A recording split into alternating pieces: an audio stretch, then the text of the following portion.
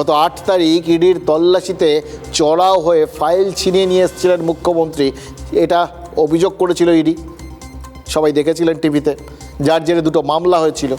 একদিকে মুখ্যমন্ত্রী রাজ্য প্রশাসনের বিরুদ্ধে নথি ছিনিয়ে নেওয়ার অভিযোগ করেছিল ইডি, আর দলীয় নথি বাজেয়াপ্ত করার অভিযোগে মামলা করেছিল তৃণমূল। বলা যায় 2টো মামলাই হয়েছিল খুব তাড়াহুড়া।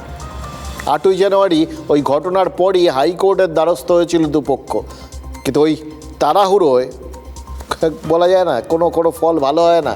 ওটা আবার দেখা গেছে প্রথম দিন কোর্টরুমে তুমুল হট্টগোলে শুনানিটা পিছিয়ে গেছিল।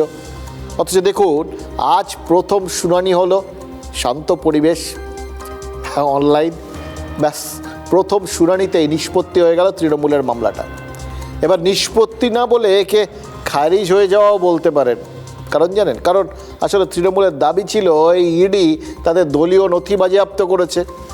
হাইকোর্ট যেন ইডিকে সেই নথি সংরক্ষণ করার নির্দেশ দেয়, কিন্তু আদালতে এই যে আইনের লড়াই, তো সেখানে খেলাটা ঘুরিয়ে দেন কেন্দ্রের অ্যাডিশনাল সলিসিটর জেনারেল।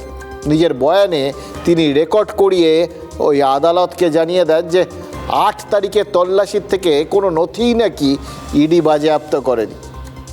কেন্দ্রের এএসজি যখন বলছেন যে ইডি কোনো নথি বাজেয়াপ্ত করেনি, তখন আর তৃণমূলের ওই নথি সংরক্ষণের দাবিটা সেটা আর থাকে কোথার থেকে?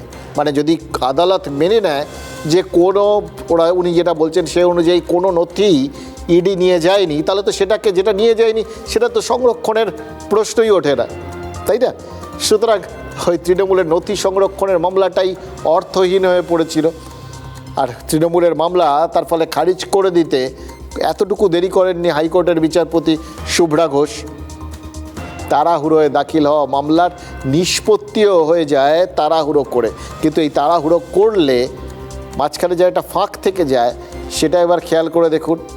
এরপরে যখন সুপ্রিম কোর্টে মামলাটা যাবে, কালকেই শুনানি রয়েছে, তখন এটা মাথায় রেখেই কিন্তু লড়াইটা শুরু হবে যে ইডি কোনো তথ্য প্রমাণ নিয়ে যায়নি।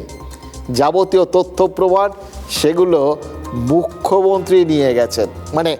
এইটা যদি তথ্য প্রমাণ কেউ না কেউ তো নিয়ে গেছেন, কেন তথ্য প্রমাণ নিয়ে যেতে পারেন ইডি?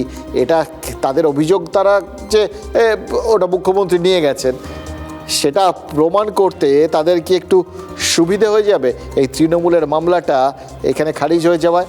সেটা যদি হয় তখন কিন্তু মানতে হবে ওই তাড়াহুড়োর ফল ভালো হয় না।